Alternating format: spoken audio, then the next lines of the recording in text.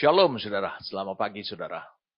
Tentu saudara sudah siap untuk mendapatkan lagi pewahyuan, kebenaran dari apa yang saya sudah sampaikan kepada saudara minggu yang lalu juga. Kita berbicara tentang karakteristik gereja yang diharapkan Tuhan sebagai kekasih Tuhan. Meskipun judul daripada seluruh sesi-sesi yang saya sampaikan kepada saudara ini adalah untuk menimpali apa yang dikatakan oleh Rasul Paulus tentang Adam yang terakhir, maka saya beri judul tentang Hawa yang terakhir. Kalau Adam yang terakhir adalah Kristus, maka Hawa yang terakhir adalah gerejanya. Sebelum saya lanjutkan lagi, apa yang dituliskan, apa yang diungkapkan tentang karakteristik gereja tersebut. Lewat satu kitab yang bernama Kitab Kidung Agung, saya mengajak kita untuk kita berdoa lebih dulu. Mari kita berdoa. Kami siap bagi Engkau Tuhan. Kami hidup oleh karena Engkau Tuhan. Dan biarlah Sang Firman, pribadi Firman itu menjelma seutuhnya. Menjelmakan kepribadian Allah dalam hidup kami dan lewat hidup kami. Makasih sehingga kami bisa menggambarkan rupa Engkau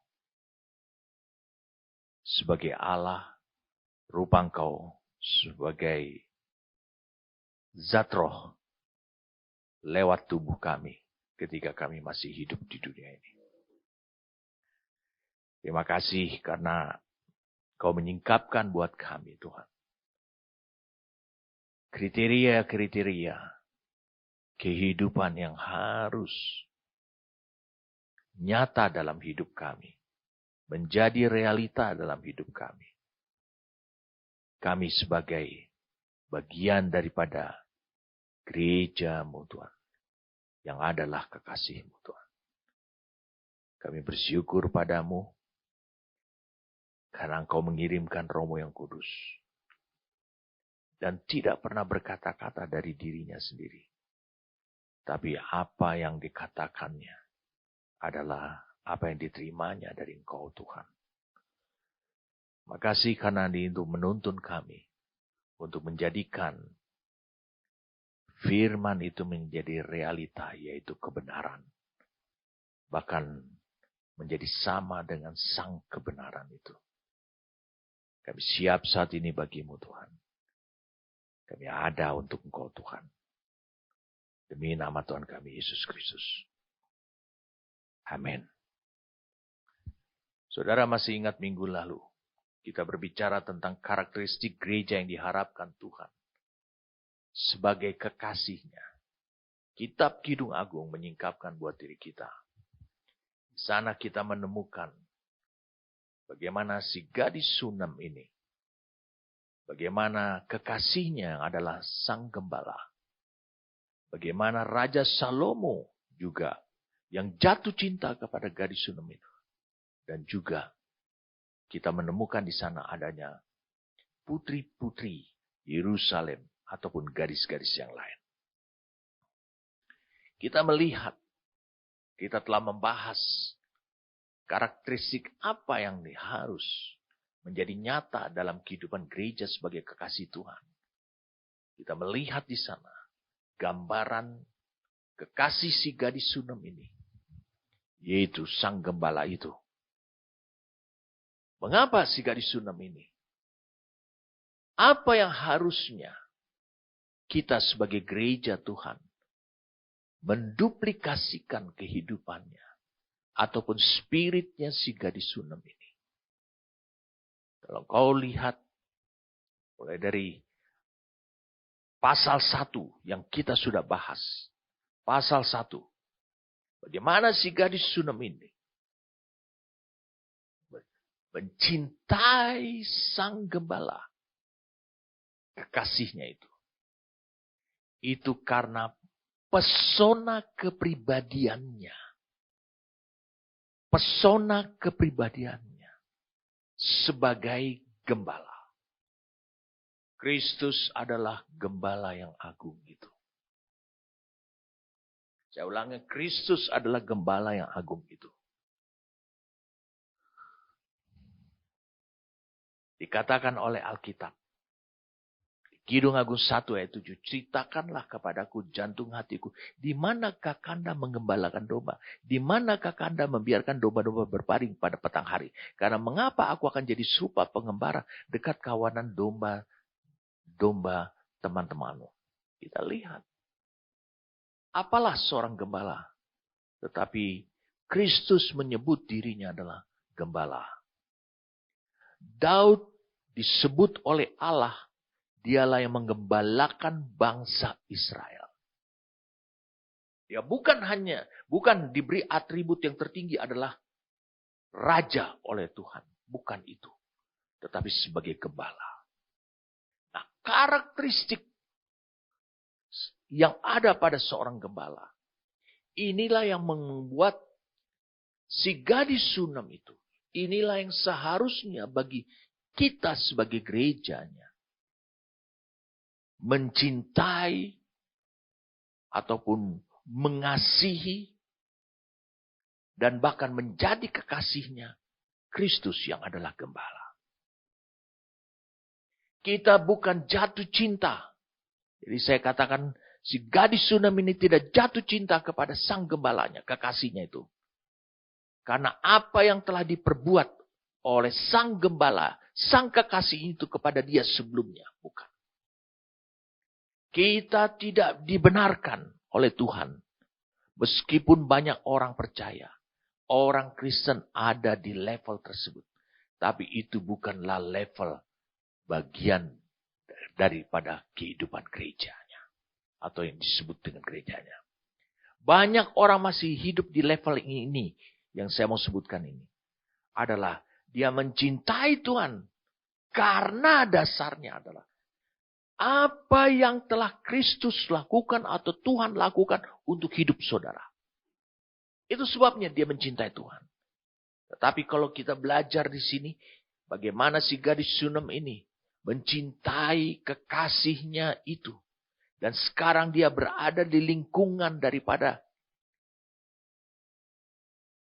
Kehidupan Raja Salomo. Yang saya sudah sampaikan. Beberapa waktu yang lalu. Raja Salomo adalah salah satu raja yang terkenama, terkemuka di seluruh dunia pada masa itu. Memiliki hikmat yang luar biasa. Tapi saudara bisa lihat. Ketika Salomo mencintai dia. Menginginkan dia menjadi salah satu daripada istri ataupun gundiknya. Wanita ini tidak tertarik sama sekali kepada pesonanya Raja Salomo. Tapi justru dia tertarik kepada pesonanya sang kekasih. Dan dia tegur di situ. Saudara bisa lihat apa yang saya sampaikan minggu lalu. Kepada saudara. Bagaimana. Apa kata gadis Sunam ini. Saya katakan, apa kata gadis Sunam ini? Tentang sang kekasihnya itu. Ketika suatu pujian, dia katakan demikian. Tentang sang kekasihnya ini. Bagiku di ayat 13, kekasihku bagaikan sebungkus mur. Tersisip di antara buah dadaku. Tersisip. Saya sudah bicarakan ini. Kemudian saudara lihat. Setelah si gadis Sunam ini. Mengungkapkan hal itu di depan sang raja. Raja Salomo. Tentang bagaimana kekasihnya itu bagi dia. Bagi si gadis Sunam ini. Saudara bisa lihat di sini. Ketika dia mengatakan sebungkus bagaikan sebungkus mur tersisip di antara buah dadaku. Wow. Apa di antara buah dada? Hati. Dikatakan di sini digunakan kata tersisip. Saudara mengerti apa yang dikatakan adalah tersisip ini. Tersisip ini berbicara bukan hanya sebagai suatu ungkapan, ya, di mana letaknya itu adalah dalam hati.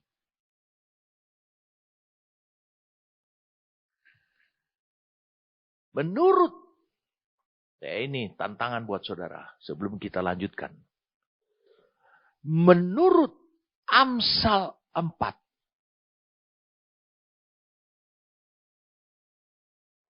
Kita lihat sekarang Amsal 4.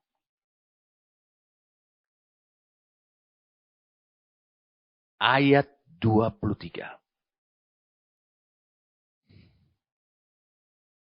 Dikatakan, jagalah hatimu dengan segala kewaspadaan. Karena dari situlah terpancar kehidupan. Ini digunakan kata natsar. Dan kalau engkau tahu pengungkapan kata natsar ini, di dalam ungkapan aslinya dalam bahasa Ibrani, itu bukan hanya kata natsar. Natsar ataupun jagalah hatimu. Kayak gitu. Tapi dikatakan adalah begini. Penjarakan hatimu itu. Apa yang sudah ada dalam hatimu itu engkau harus penjarakan. Jangan biarkan dia untuk awasi dia dengan ketat. Supaya dia jangan keluar dari situ. Dan saudara bisa lihat di sini apa yang dikatakan. Menurut Amsal 4, dari situlah terpancar kehidupan. Dari situlah akan terpancar kehidupan. Kalau dalam hati si Watinda Sunam ini, dia katakan tersisip sebungkus mur. Itu gambaran tentang dirinya, hatinya kepada sang kekasih segembala itu. Meskipun dia seorang gembala, tapi dia digambarkan seperti mur. Saudara mengerti apa yang disebut mur? Mur adalah persembahan penghormatan atas kehadirannya raja. Ataupun orang-orang yang dianggap sebagai raja. Pada saat kematian Yesus, pada saat kelahiran Yesus, mur digunakan. Jadi ini ingin menunjukkan suatu ungkapan di hadapan Raja Salomo. Bahwa meskipun dia ada seorang gembala, tapi dia kukurung. Makanya seluruh kehidupannya dia bisa memancarkan apa yang dia kurung dalam hatinya. Menurut Amsal 4 ayat 23. Kira-kira begitukah Kristus engkau kurung di dalam dirimu, karena dia adalah sebagai sang gembala kehidupan saudara. Makanya Daud mengatakan, Tuhanlah gembalaku, takkan kekurangan aku. Tapi sebenarnya dalam bahasa aslinya dikatakan, Tuhanlah gembalaku, aku nggak punya keinginan yang lain. Keinginan untuk menjadi istri raja. Keinginan untuk menjadi lebih terkenal. Aku nggak punya keinginan. Dan Amsal mempertegas. Padahal Amsal ini adalah tulisan Raja Salomo sendiri. Dari situ, dari hati, akan terpancar kehidupan Kristus itu. Terpancar kehidupan sang gembala itu. Karakteristik yang kedua yang kita pernah bahas. Dari minggu-minggu yang lalu. Yang harus dimiliki oleh hidup saudara. Kalau saudara adalah bagian daripada gerejanya, adalah saudara lihat di sini apa yang dikatakan kemudian. Lihat ayat 15, lihat cantik engkau. Ini pujian, manisku, sungguh cantik engkau bagaikan merpati matamu. Sang kekasih bersaut-sautan dan mengatakan, cantik engkau manisku, sungguh cantik engkau bagaikan merpati matamu. Saya sudah bagikan pada saudara. Yesus mengatakan di Matius 6 ayat 22 bahwa mata itu adalah pelita tubuh. Jika matamu gelap, gelaplah seluruh tubuh. Mata itu adalah gambaran daripada kehidupan apa yang ada pada diri kita. Yang bisa mempengaruhi seluruh aspek kehidupanmu. Apa saja. Alkitab berkata begini.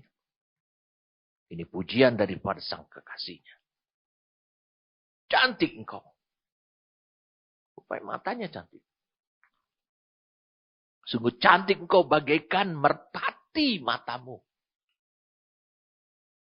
Merpati adalah salah satu makhluk binatang yang monogami. Dia tidak pernah memiliki pasangan yang lain. Dia setia pada pasangannya. Ini berbicara tentang kesetiaan. Merpati adalah lambang daripada Roh Kudus. Apa artinya? Kalau mata si gadis Sunam ini. Apa artinya? Kalau mata daripada gereja sebagai kekasihnya Tuhan ini. Itu seperti merpati. Yesus mengatakan mata adalah pelita tubuh. Berarti mata itu mencerminkan. Mata merpati mencerminkan kesetiaan. Dan kesetiaan itu, kalau menurut Matius 6 ayat 22, itu dikatakan adalah, jika matamu terang, teranglah seluruh tubuhmu. Jika matamu gelap, gelaplah seluruh tubuhmu. Apa artinya? Berarti mata merpati itu, kesetiaan yang kau pancarkan dari kehidupanmu. Itu ternyata menerangi, itu berasal dari seluruh aspek kehidupanmu. Seluruhnya. Kau dipandang setia oleh Tuhan. Dalam hal keuangan. Dalam hal kehidupan. Dalam hal kehidupan sosial. Dalam apa saja. Dalam hal pelayanan. Dalam segala aspek. Aspek kehidupanmu. Aspek apa saja. Jadi saudara kita belajar di sini. Ini karakteristik gereja yang diharapkan Tuhan sebagai kekasihnya seperti itu. Dan yang menarik saya pernah bagikan. Bagaimana kesetiaan itu bisa dibangun. Ini penting buat saudara. Kesetiaan itu tidak bisa dibangun dengan cara yang lain. Yang pertama engkau harus dulu menemukan. Bisa melihat pesonanya Kristus yang tidak terlihat itu. Yang sekarang duduk meninggalkan kita sebagai kekasihnya. Dia duduk di atas tahta di surga. Kau harus bisa melihat pesona itu. Kau bisa berdiri teguh setia. Karena apa? Saya sudah singkapkan kepada saudara. Sesuatu yang benar-benar bukan sebuah kebetulan. Di perjanjian baru. Saya katakan, saya ulangi. Di perjanjian baru. Kata iman. Saya ulangi. Kata iman. Itu digunakan adalah kata pistis. Menurut bahasa Yunaninya. Mari kita lihat. Saudara. Kita lihat sekarang di Roma pasal yang ke-10. Roma pasal yang ke-10.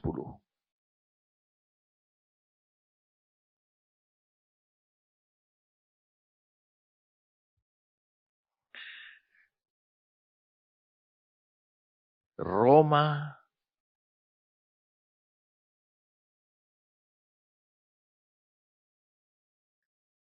pasal yang ke-10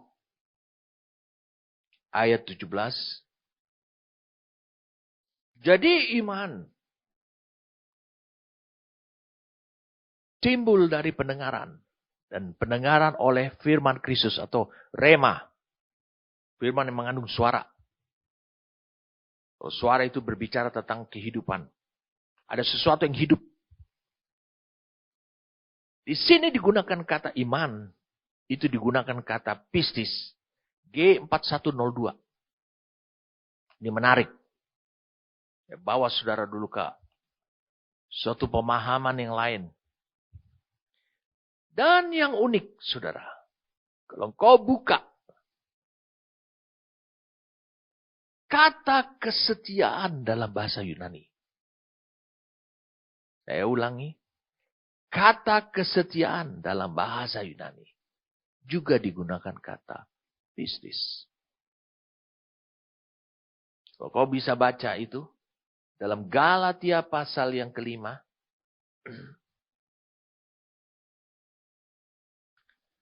Galatia pasal yang ke-5. Kita lihat pada ayat yang ke-22. Tetapi buah roh ialah kasih, sukacita, damai sejahtera, kesabaran, kemurahan, kebaikan, kesetiaan. Di sini disebutkan kesetiaan. Kemudian ayat 23, kelemah lembutan, penguasaan diri, dan seterusnya. Tidak ada hukum yang menentang hal-hal itu. Termasuk hukum Taurat tidak pernah bisa menentang hal itu. Di sini digunakan kata kesetiaan itu adalah disebutkan dengan kata pistis. G4102. Jadi saudara bisa pahami sekarang bahwa kesetiaan itu sendiri, itu adalah dalam bahasa Inggrisnya yang disebut dengan faithfulness. Faithfulness. Itu kalau diterjemahkan secara penggal-penggal, faithfulness artinya iman yang penuh. Wow, ini tentu sesuatu yang bukan kebetulan. Saudara bisa lihat pekerjaan daripada Roh Kudus. Kalau dikatakan bahwa matamu itu seperti merpati. Ini memberikan gambaran buat diri kita. Dari dirimu terpancar karakteristik daripada gereja Tuhan. Gereja yang diharapkan Tuhan.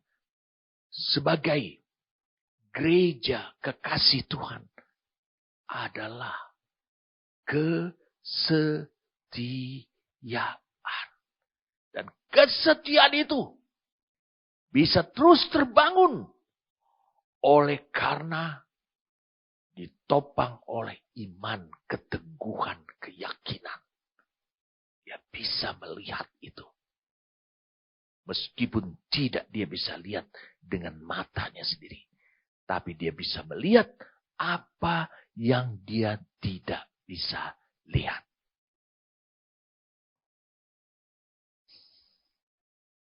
Wow. Tentu sekarang saudara sudah sampai kepada hal seperti ini. Jadi kesetiaan itu memiliki identitas yang sama dengan iman. Kesetiaan itu artinya kepenuhan iman. Iman, Musa bisa berteduh teguh. Dengan iman, hamba-hamba Tuhan bisa berteduh. Meskipun dia tidak mendapatkan pada masanya apa yang dijanjikan Tuhan. Dia bisa berdiri teguh. Berarti dia mencapai ukuran kesetiaan yang Tuhan harapkan. Ciri daripada karakteristik dari gereja sebagai kekasih Tuhan adalah dia berdiri teguh dalam kesetiaan.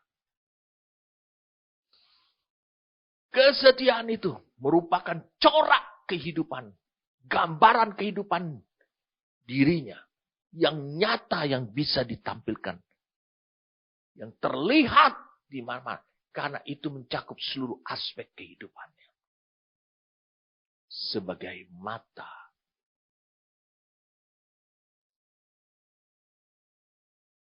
Seperti mata, bagaikan mata burung merpati.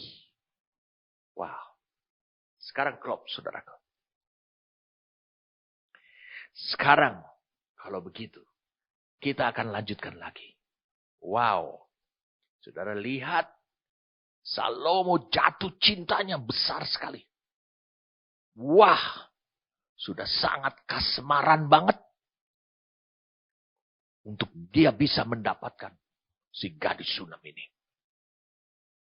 Mari kita lanjutkan sekarang. Pada kejadian, pada Kidung Agung 2.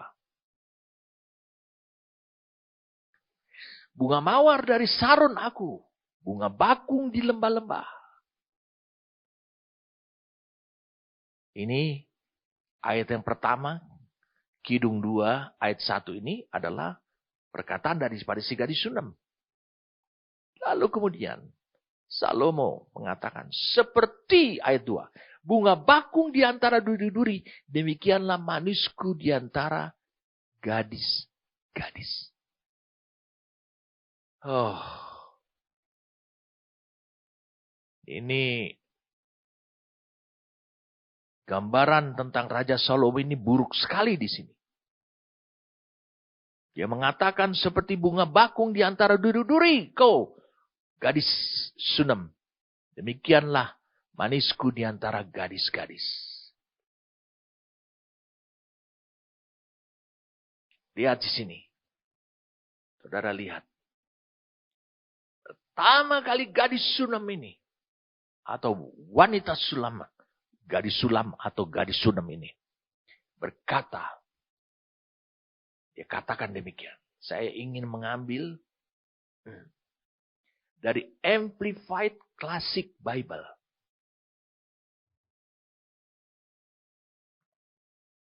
Dikatakan di sini. She said, I'm only a little rose or autumn crocus of the plain of Sharon. Or a humble lily of the valleys that grows in deep and difficult places.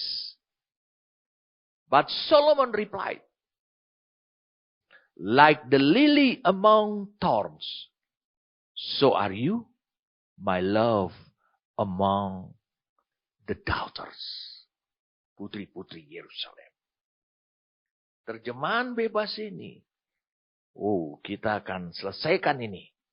Terjemahan bebas ini. Si gadis Sunam itu, atau gadis Sulam ini, berkata, aku hanyalah sekuntum mawar kecil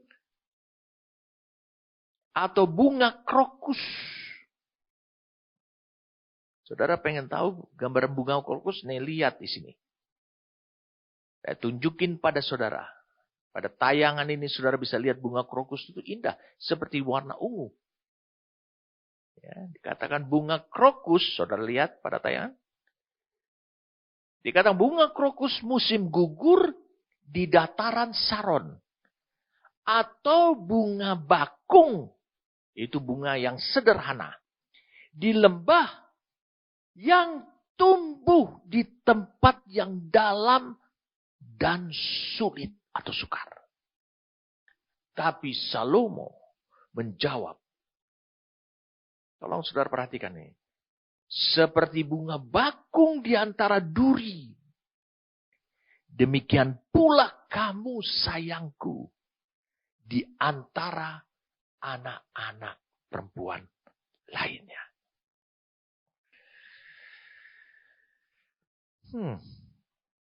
Saudara akan terkaget-kaget melihat ungkapannya Salomo ini. Tapi kita mau bahas dulu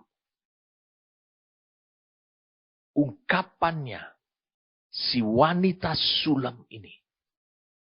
Karena dia mengatakan bahwa dia itu seperti mawar kecil atau bunga krokus di musim gugur yang ada di dataran Saron, yaitu di lembah yang tumbuhnya di tempat yang dalam dan sulit, dengan kata lain tidak terperhatikan oleh orang. Itu tumbuh liar seperti itu saja. Ini ingat, si gadis Sunem ini yang mengatakan tentang dirinya seperti itu di hadapan sang raja.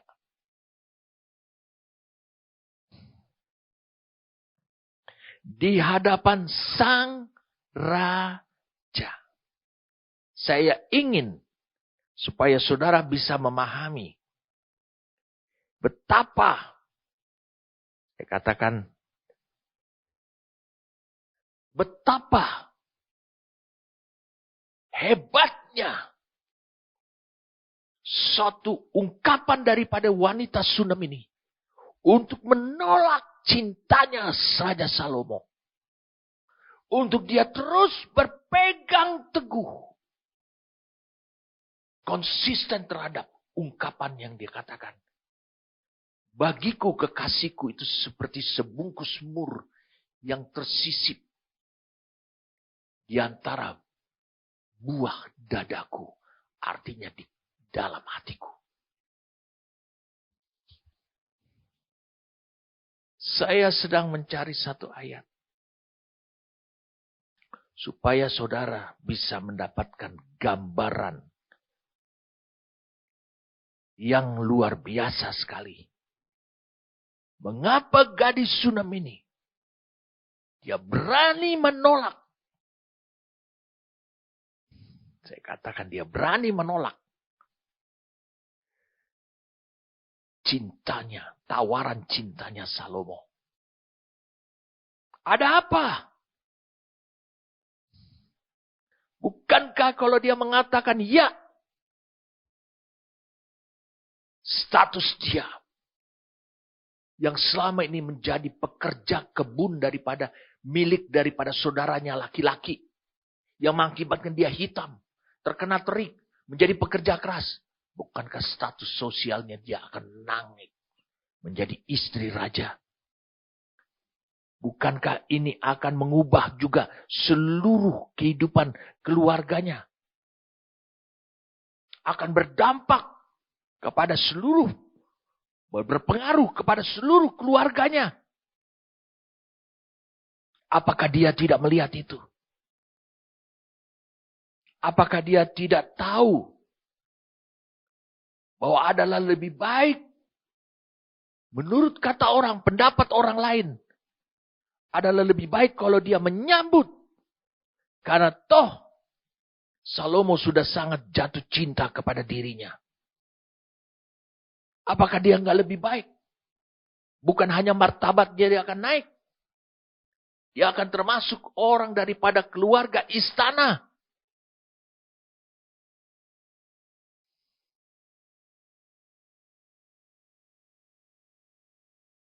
Wah, saudara bisa membayangkan. Ini suatu tawaran yang tidak mudah. Ini adalah satu pencobaan buat hidupnya. Tetapi karena dia telah membangun kesetiaannya dia. Dan kesetiaan itu telah terbangun. Hanya buat sang kekasihnya yang adalah berstatus bukan raja, bukan tentara. Yang hanya berstatus adalah sebagai, saya ulangi, hanya berstatus sebagai gembala saja. Saudara bisa bayangkan apa yang dia sebenarnya harapkan dari semuanya ini. Saya ingin tunjukin kepada saudara Sesuatu yang akan mengejutkan buat saudara.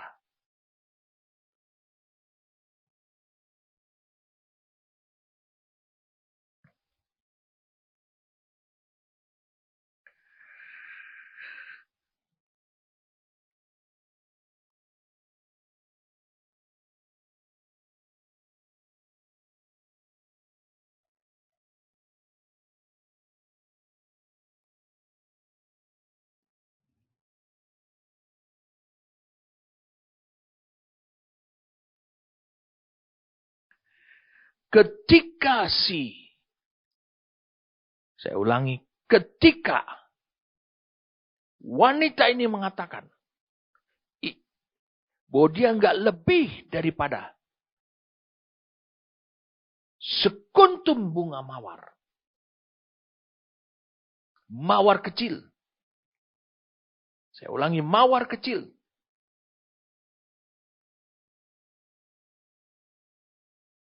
Yang ada di dataran Sharon atau bunga bakung, yang ada di dataran Sharon di tempat yang dalam dan sulit. Saudara tentu akan bertanya, ini adalah satu kiasan, satu diplomasi, penolakan. Saya ulangi, penolakan dari si gadis Sunam ini atas tawaran cintanya Salomo. Ini suatu penolakan, saudara. Ini bukan sesuatu yang arti kata dia seperti merendahkan diri. Mengapa dia mengatakan demikian? Engkau akan bisa mengetahuinya. Mari kita lihat sama-sama. Salomo mengatakan tentang dirinya adalah sebagai ini. Dia katakan,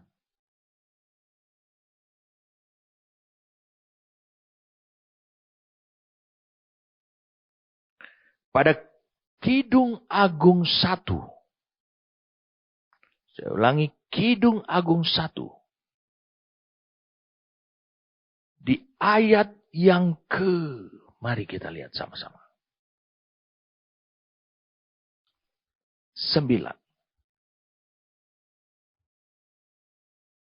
Dikatakan demikian, dengan kuda betina daripada kereta-kereta Firaun kuumpamakan engkau manisku. Diumpamakan. Itu adalah kuda betina. Saya sudah sampaikan beberapa minggu yang lalu kepada saudara. Ini adalah gambaran adalah kuda-kuda yang sangat mahal atau berharga. Jadi wanita Sunam ini bagi Salomo sangat berharga. Dan kuda betina dari kereta-kereta Firaun ini. Mengapa diungkapkan oleh Raja Salomo kepada gadis Sunam ini? Karena Salomo memiliki mertua adalah salah satu adalah Firaun. Jadi dia pernah menikah.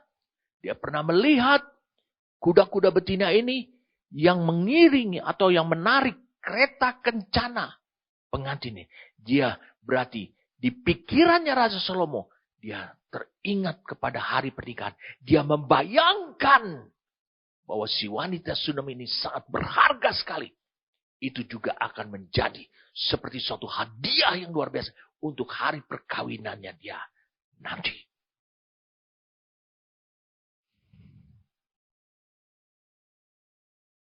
Wow. Saudara bisa di sini ditepiskan. Nanti supaya saudara bisa mengerti apa yang saya maksudkan di sini. Wanita Sunam ini mengatakan bahwa dirinya itu seperti bunga krokus, bunga bakung atau bunga lili. Memang indah.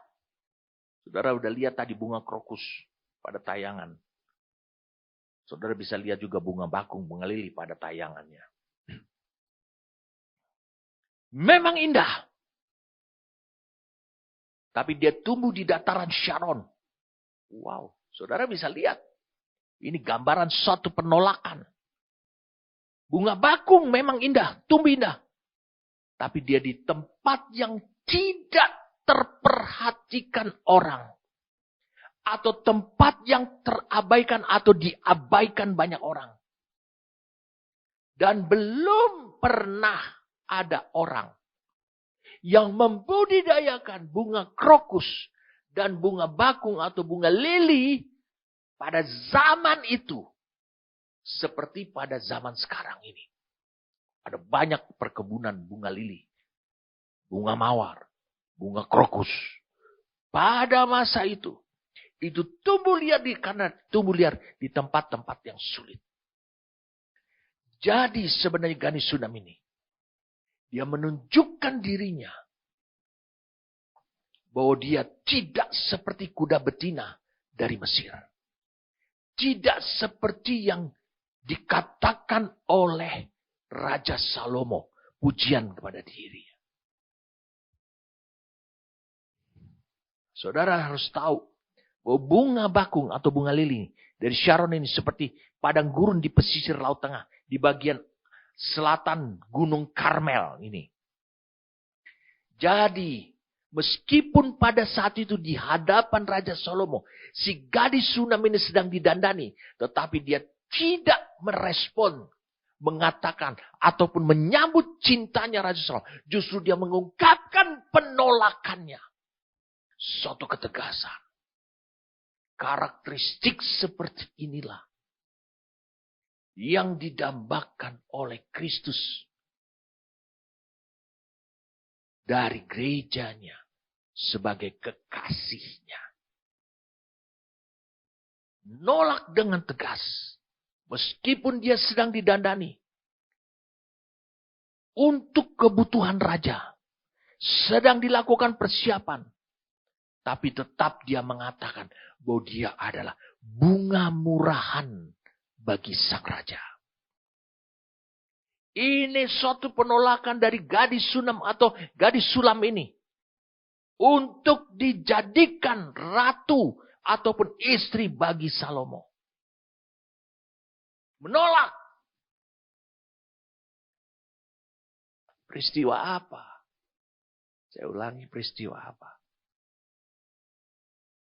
Apa yang kuat hidup dalam kehidupan Gadis Sunam ini? Apa yang harusnya menjadi karakteristik yang kuat dalam karakter daripada gereja sebagai kekasih Tuhan itu? Saya mengajak engkau melihat Ibrani pasal 11 tentang iman. Mengapa si wanita ini tetap setia? Bukankah kita sudah membahas kata pistis itu juga berlaku untuk kesetiaan? Faithfulness.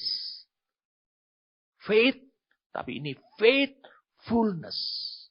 Ibrani 11 ayat 13 mengatakan, dalam iman mereka semua ini telah mati sebagai orang-orang yang tidak memperoleh apa yang dijanjikan itu. Lihat, mereka tidak memperoleh apa yang Tuhan janjikan. Dan mereka mati. Mereka tidak mendapatkannya. Tetapi yang hanya dari jauh melihatnya dan melambai-lambai kepadanya. Dan yang mengakui bahwa mereka adalah orang asing dan pendatang di bumi ini. Cocok atau tidak? Ini pada kondisinya si Gadis Sunam itu. Cocok.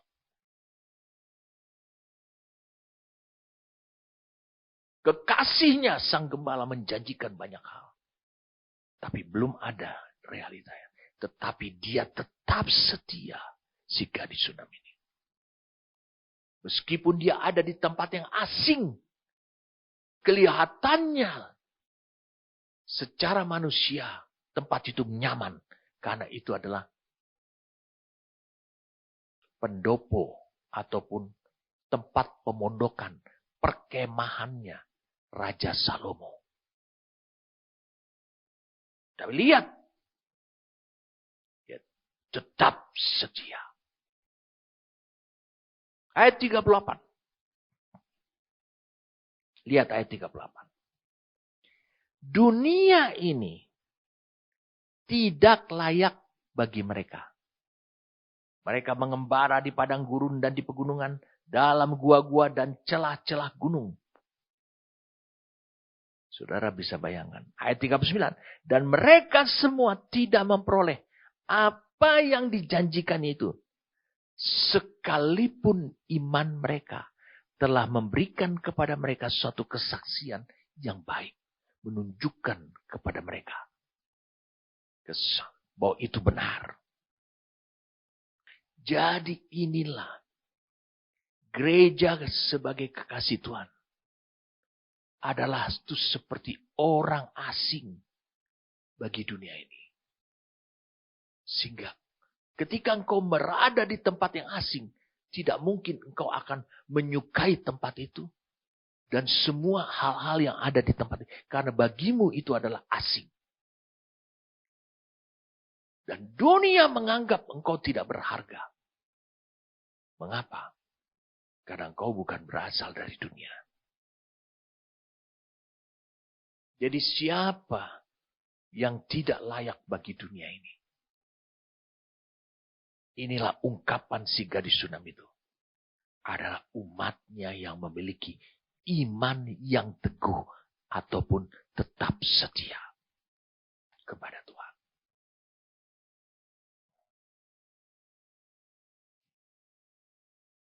Jadi gereja harus tetap mengatakan terhadap bujukan dunia, terhadap bujukan iblis.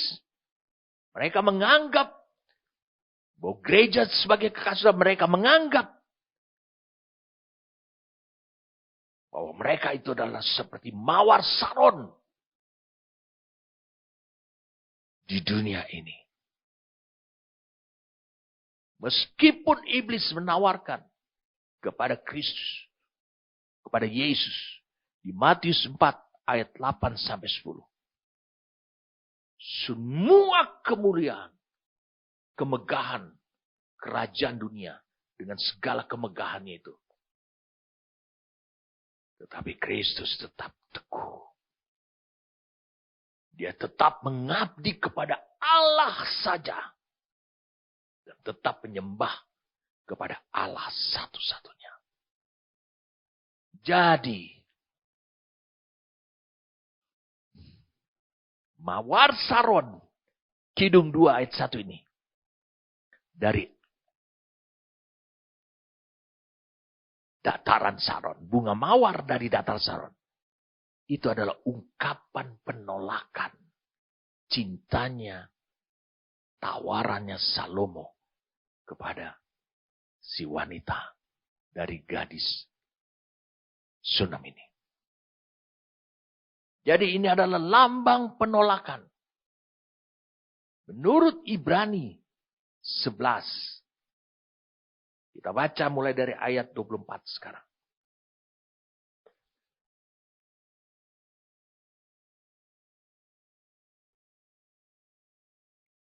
Karena iman, ayat 24. Ini tentang Musa. Maka Musa setelah dewasa menolak disebut anak putri Firaun. Wah, dia menolak disebut anak putri Firaun. Gadis Sunam ini menolak untuk menjadi istrinya Raja Salomo. Kemudian di ayat 25, karena ia lebih suka menderita sengsara dengan umat Allah daripada untuk sementara menikmati kesenangan dari dosa. Bagaimana dengan gadis Sunam ini? Dia lebih suka menderita. Kena terik matahari. Asal tetap menjadi kekasihnya. Yaitu sang gembala itu. Daripada untuk sementara menikmati. Dikatakan sementara. Menikmati kesenangan akan dosa. Apa dosa? Kalau dia berubah. Tidak setia kepada kekasihnya sang gembala itu. Dengan menyambut tawaran daripada Raja Salomo itu.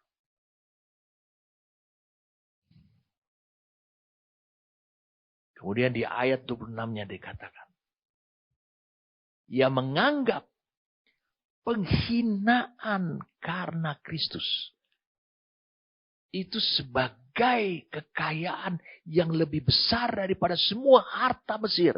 Sebab pandangannya ia arahkan kepada upah. Wanita Sunem ini lebih baik dia dihinakan. Karena apa? Karena dengan cara demikian dia dihinakan. Dengan cara dia menolak. Itu adalah cara satu-satunya dia menolak.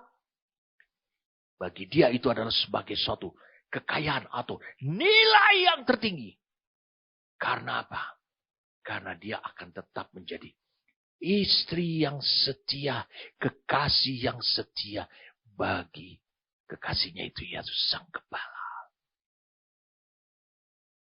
Apakah hidupmu seperti itu, saudara? Kemudian dikatakan ini. Ibrani 11 ayat 27 terakhir. Karena iman maka ia telah meninggalkan Mesir dengan tidak takut akan murka raja. Ia bertahan sama seperti ia melihat apa yang tidak kelihatan. Saudara bisa lihat wanita Sunem ini. Yang adalah gambaran karakteristik daripada gereja kekasih Tuhan ini. Yang bisa menolak Mesir. Tawaran Raja Salomo. Yang akan mengangkat martabatnya dia kalau dia menjadi istri. Yang akan mengangkat status sosialnya dia. Yang akan juga meningkatkan ekonomi kehidupan keluarganya. Dan semua. Saudara. Dia tidak takut Raja murka ketika dia menolaknya. Satu ketegasan. Ia bertahan sama seperti ia melihat apa yang tidak. Bagaimana dia bisa bertahan? Kesetiaan. Bukan hanya iman. Dia kesetiaan. Karena kesetiaannya, iman yang penuhnya itu. Dia bisa melihat apa yang tidak bisa dilihat oleh mata ini. Dia tahu sang kekasihnya itu tetap setia. Yesus mengatakan, dia tetap setia. Meskipun kita tidak setia. Si gadis Sunem ini tahu. Sang kekasihnya itu akan tetap setia. Karena itu adalah karakteristik seorang gembala. Wow. Luar biasa, saudara. Jadi Mawar Saron ini adalah lambang penolakan atas kemewahan, kemuliaan dunia. Musa bisa bertahan dengan setia dan teguh. Karena suatu saat dia akan mendapat, dia telah melihat upahnya. Yakni kemuliaan dan kehormatan. Lebih dari 1000 tahun kemudian, sesudah dia mati. Dia tahu itu akan terjadi. Di bumi ini, para murid, ketiga murid Kristus, melihat dia berada di posisi, salah satu posisi kanan daripada Kristus yang sedang dimuliakan di atas bukit. Ada Musa, ada Elia.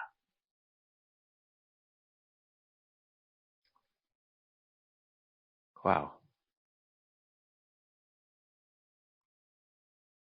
Apakah saudara memiliki karakteristik kehidupan seperti itu? Kalau engkau tidak memiliki karakteristik kehidupan, engkau adalah bukan bagian daripada gereja sebagai kekasih Tuhan. Engkau hanya orang percaya, engkau hanya umat. Seperti yang diungkapkan Roma 9 ayat 25. Yang bukan umatnya menjadi umatnya. Tapi yang bukan kekasihnya akan menjadi kekasihnya. Umatnya itu bukan kekasihnya.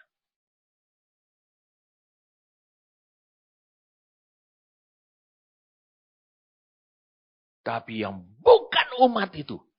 Yang bukan dulunya bukan umat. Menjadi umatnya. Allah ingin kau upgrade menjadi umat Tuhan. Tetapi umatnya itu bukanlah kekasih Tuhan. Itu sebabnya engkau harus, yang bukan kekasih Tuhan, yaitu umat, harus menjadi kekasih Tuhan. Sharon. Ini penting buat saudara. Sharon. Di Alkitab itu ada disebutkan pada 2 tempat. Yang pertama itu ada daerah di antara pegunungan Palestina Tengah, Laut Tengah. Dan utara Yope, kota Yope. Tepatnya antara sungai Yarkon dan Gunung Karmel. Daerah di sebelah yang kedua adalah daerah di sebelah timur Yordan. Antara Gilead dan Basan. Ini kedua daerah. Pada masa itu sangat terpencil dan terabaikan. Jadi si Mawar Sharon ini. Maksud saya. Si gadis Sunam ini. Waktu dia ngomong kepada Raja Salomo. Ini adalah penolakannya dia. Ketegasannya dia. Oh, dia nggak lebih dari seperti Mawar Sharon yang terabaikan. Raja memiliki banyak kebun bunga. Tapi tidak ada kebun Mawar Sharon. Karena pada masa itu, Mawar Sharon, bunga bakung, melili, krokus, itu hanya ditemukan di daerah yang sulit. Di dataran-dataran, di daerah Sharon.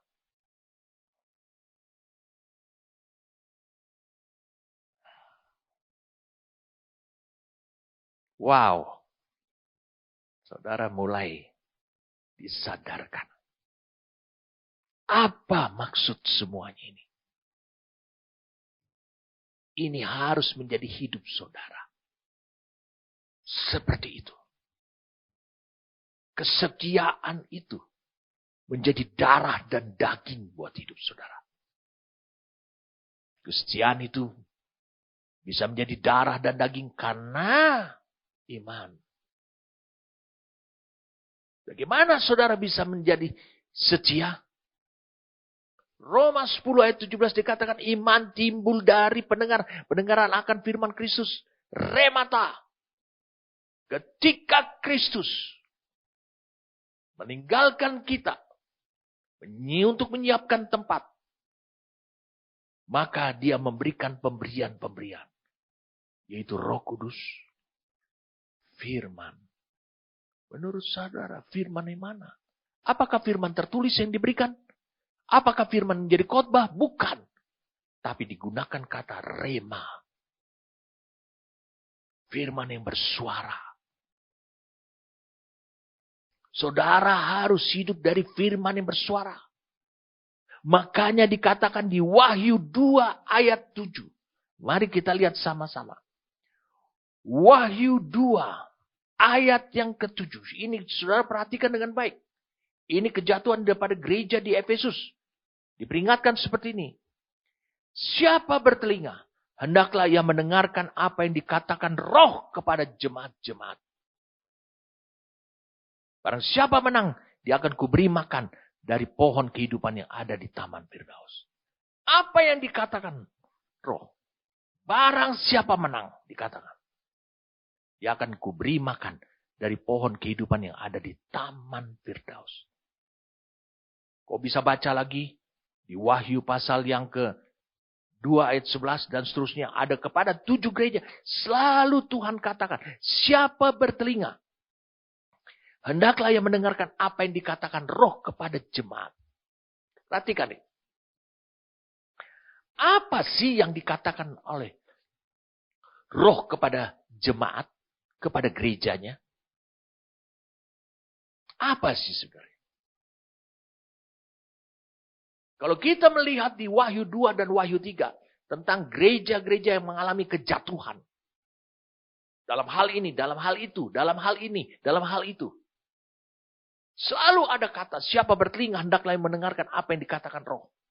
Salah satu untuk memulihkan kondisinya gereja adalah, ingat saudaraku, saudara harus memiliki telinga, satu kemampuan untuk mendengarkan apa yang dikatakan Roh. Bukan apa yang saudara dengar dari suara hatimu, dari pikiranmu, dari dirimu. Tapi apa yang dikatakan oleh Roh Kudus. Emangnya Roh Kudus mengatakan apa? Bagaimana apa yang dikatakan oleh Roh Kudus itu adalah rema. Firman yang bersuara. Saudara bisa mendengarkannya. Untuk memulihkan saudara kembali kepada gerejanya. Jadi, kalau kau lihat lagi. Yohanes pasal 16. Ayat 13. Tetapi apabila ia datang, yaitu Roh Kudus, yaitu Roh kebenaran, ia akan memimpin kamu ke dalam seluruh kebenaran. Sebab ia tidak akan berkata-kata dari dirinya sendiri. Ya. Tadi dia bilang, siapa bertelinga, hendaklah ia mendengar apa yang dikatakan Roh. Apa yang dikatakan Roh Kudus atau Roh kebenaran ini. Tetapi ini yang dikatakan nih. Ia tidak berkata-kata dari dirinya sendiri. Dari siapa dong? Dia menyampaikan apa dan dari siapa? Tetapi segala sesuatu yang didengarnya itulah yang dikatakannya. Dari siapa? Dari Bapa dan dari Kristus. Dan ia akan memberitakan kepadamu hal-hal yang akan datang. Kemudian di ayat 14 ini kan, ia akan memuliakan aku. Sebab ia akan memberitakan kepadamu apa yang diterimanya. Jadi dia akan berbicara, bersuara kepada saudara untuk menyampaikan apa yang diterimanya daripadaku.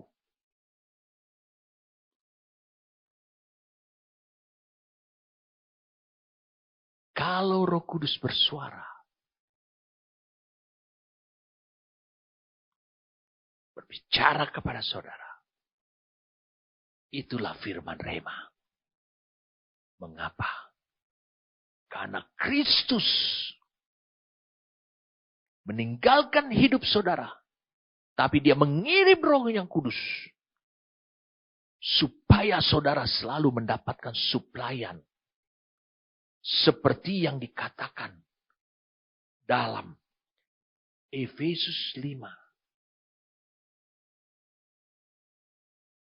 Ayat yang ke-25. Hai suami, ini Kristus. Kasihilah istrimu, kasihilah gerejamu. Gereja kekasihnya. Sebagaimana Kristus telah mengasihi jemaat dan telah menyerahkan dirinya baginya. Untuk menguduskan sesudah ia menyucikan dan memandikannya. Nah, mandikan enggak sekali seumur hidup. Tapi memandikan itu kan terus menerus. Tiap hari, tiap saat. Kalau ada kotor. Dengan memandikannya dengan air. Dan bukan dan firman. Yang adalah. Yang oleh air. Memandikannya dengan air. Di sini air dimaksudkan adalah firman rema. Jadi Roh Kudus akan mengatakannya kepada saudara. Terus menyampaikan dan itu firman rema. Mengapa firman rema itu perlu setiap hari? Lihat Roma 10 ayat 17. Roma 10 ayat 17. Jadi iman timbul dari pendengaran. Dan pendengaran hanya dan oleh. Hanya oleh. Dikatakan firman Kristus bukan. Dikatakan di sini firman rema. Jadi tujuannya Tuhan memberikan kepada saudara.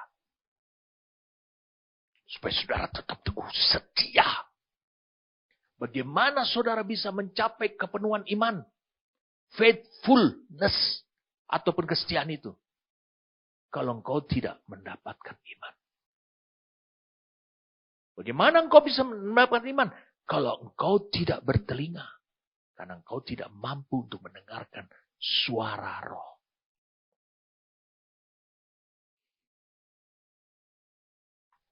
Inilah karakteristik gereja.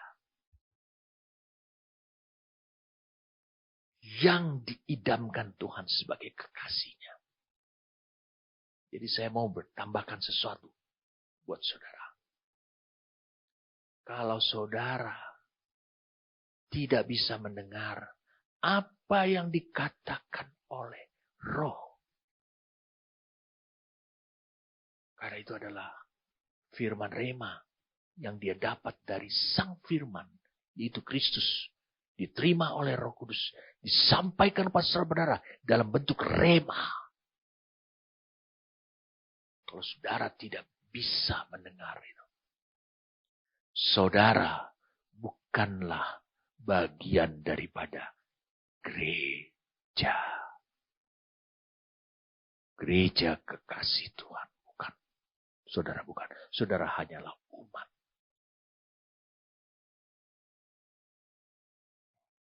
Umat Israel. Umat Tuhan. Israel pada masa itu. Ketika mendengar Tuhan suaranya. Mendengarkan suaranya. Hanya ketakutan. Tidak seperti digairahkan untuk hidup. Itu sebabnya mereka meminta. Penyampaian dari Tuhan itu lewat Musa. Musa membuat aturan-aturan. Jadi bunga mawar dari Sharon aku. Bunga bakung di lembah-lembah. Itu suatu penolakan. Bagaimana engkau bisa menolak tawaran dunia ini? Hanya iman.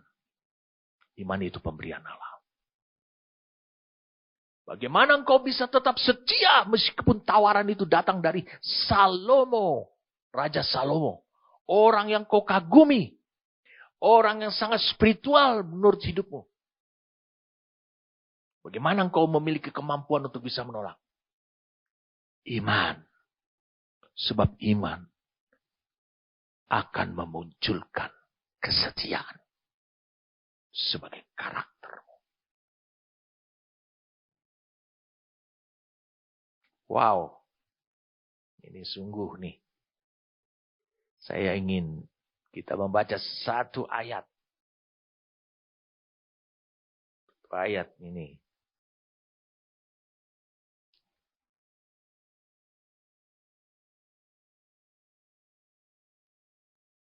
Di dalam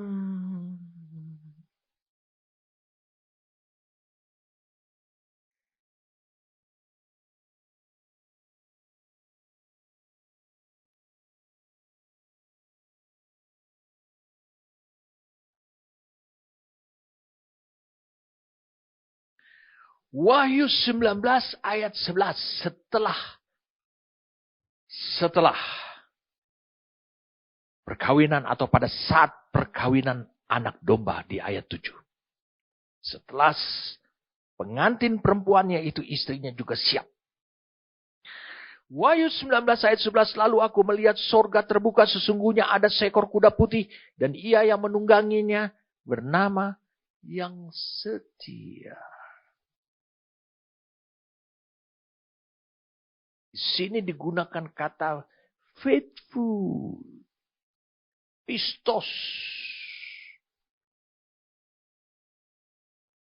Faithful. Pistos.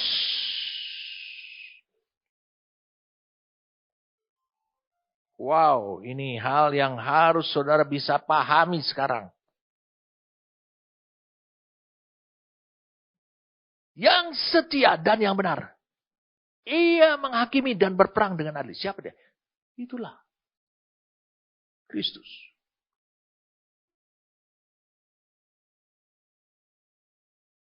Saya ingin saudara bisa melihat satu ayat lagi.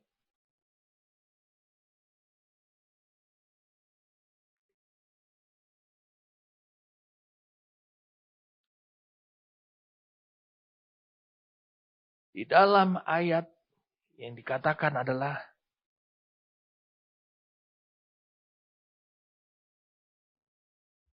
1 Korintus 1 ayat 9. Allah yang memanggil kamu kepada persekutuan dengan anaknya yang Yesus Kristus Tuhan kita adalah setia. Dia juga setia. Dia juga setia. Wow.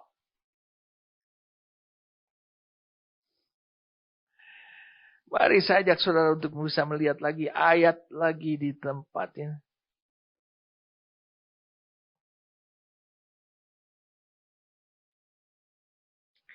1 Tesalonika 5 itu Pak. Ia yang memanggil kamu sebagai istri adalah setia, ia juga akan menggenapinya.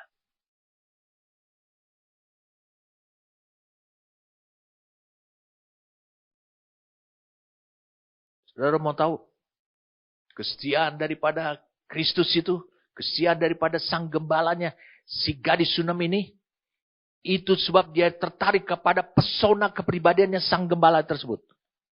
Lihat di sini, ditulis dalam 2 Timotius 2 ayat 13. Jika kita tidak setia, dia tetap setia. Karena dia tidak dapat menyangkal dirinya. Jika si gadis Sunam ini tidak setia, dia tetap setia. Dia tidak berubah. Ini menjadi kepribadiannya. Jadi kepribadian daripada sang gembala itu menjadi pesona buat si gadis Sunam ini. Pesona. Saya katakan menjadi pesona. Mengapa? Itu yang membangkitkan, melahirkan iman, keteguhan hati, dan membangkitkan kesetiaannya pada si gadis ini. Begitulah seharusnya gereja Tuhan. Ketika saudara tidak setia, dia tetap setia. Sekarang saudara lihat, saudara tertarik tidak kepada kepribadiannya Kristus itu. Dan sekarang Kristus mengatakan, aku mau menjadikan engkau kekasihku. Tentu saudara tertarik kepada apa? Wah, nanti aku akan dapat ini tuh, emas. Aku akan dapat popularitas. Apakah kesetiaan saudara, cinta saudara itu dibangkitkan dari pesona kepribadian pribadi seperti itu? Ini yang perlu. Kalau itu dibangkitkan, itu muncul karena pesona kepribadiannya. Wow, itu akan langgeng. Itu akan abadi, saudara.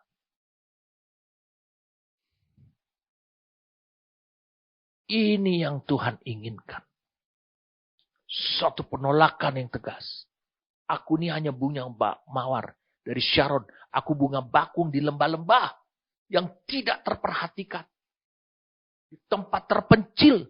Tidak diperhitungkan orang. Kalau orang menemukan aku tuh seperti kayak rejeki aja. Memetik bunganya yang indah. Menikmati keindahannya itu saja. Tidak lebih daripada itu. Orang gak mau menanamnya. Membuatnya menjadi kebun bunga bakung. Kebun bunga mawar. Tidak pada zaman sekarang. Pada masa itu tidak ada. Berarti siapa yang membuat aku begitu indah? Siapa yang membuat aku begitu indah? Tumbuh liar? Tuhan yang membuat itu. Tuhan yang mendandani aku. Di tempat tersembunyi sehingga aku indah. Begitulah seharusnya gereja Tuhan. Cara tersembunyi. Allah membangun kesetiaan dalam hidupmu. Dan bagi Tuhan, ketika dia melihat hidup saudara, ketika saudara memancarkan kesetiaan yang telah teruji dan terbukti itu, maka engkau menjadi elok dalam pemandangannya.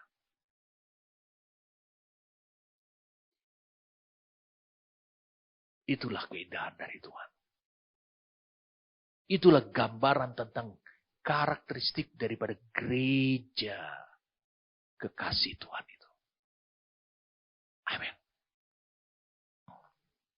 Kami bersyukur padamu Tuhan untuk anugerah yang kau beri singkapkan kepada kami. Kami tahu bagaimana kami harus membangun diri kami Tuhan. dari satu lompatan dari umatmu, disebut umatmu, atau yang bukan kekasih, menjadi kekasihmu Tuhan. Kami berterima kasih karena Engkau mendambakan satu karakteristik sebagai gereja kekasih Tuhan. Bukan sebagai orang percaya saja. Terima kasih karena Engkau mendandani gerejamu. Seperti Efesus 5 ayat 25 dan seterusnya katakan. Supaya kami tampil cemerlang di hadapan-Mu. Tak bercacat, tak bernoda. Oh Tuhan, terima kasih. Untuk anugerah ini Tuhan. Engkau sedang mengerjakan, mendandani kami. Di tempat tersembunyi. Yang tidak dijangkau oleh manusia. Sulit dijangkau. Tidak ada upaya manusia. Di mana di tempat tersebut. Mendandani kami. Dengan apa yang baik menurut pemandangan-Mu. Yaitu kesetiaan. Terima kasih itu bagaikan pancaran bunga krokus. Bunga baku. Bunga lili, bunga mawar yang indah. Karena hasil daripada pekerjaan-Mu Tuhan. Terima kasih untuk pekerjaan roh yang bersuara kepada kami. Menghasilkan firman rema. Menghasilkan iman. Menimbulkan kesetiaan sebagai darah dan daging dalam hidup kami. Kami bersyukur padamu untuk pemahaman ini. Pewahyuan ini. Terima kasih Tuhan. Demi nama Tuhan kami Yesus Kristus. Amin.